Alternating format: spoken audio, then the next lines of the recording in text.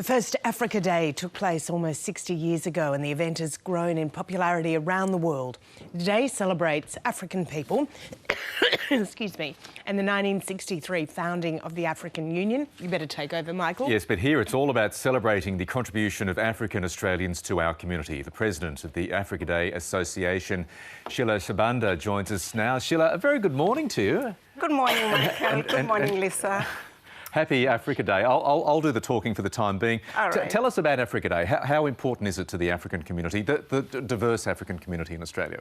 Oh, Africa Day is very, very important to the African Australians here in Australia because it's a day that is celebrated worldwide, especially so in Africa, in Europe and everywhere else. And as African Australians here in Melbourne, we realized that we didn't formally celebrate this day, and hence we decided to form the organization Africa Day Australia.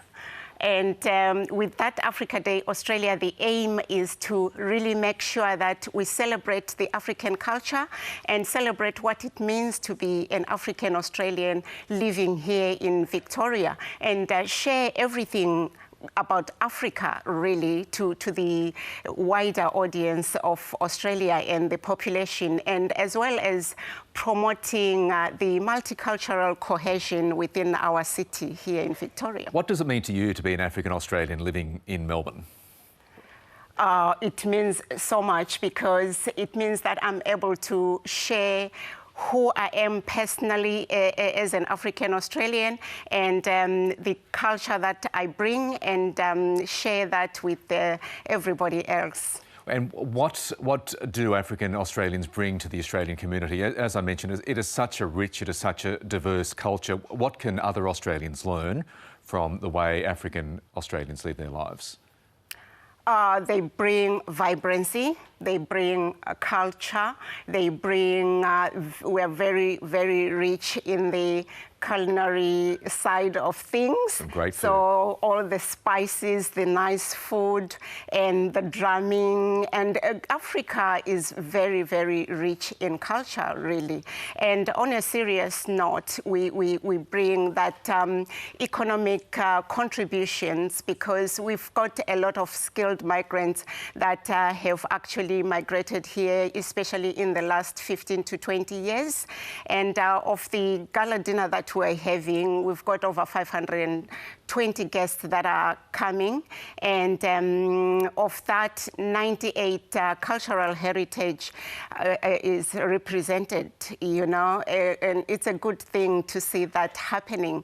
And of all those, about over 38, 39 are actually people who are PhD holders, who are doctors, and who are researchers and successful in their own way. So many successful African Australians, as you say. How big, though, is, and sadly is a problem, not for every Australian, but for some out there, racism? How does the community deal with racist attitudes towards African Australians? Talk about that. We actually had an event on Wednesday, and the topic of our event was regaining narrative within the African Australian communities.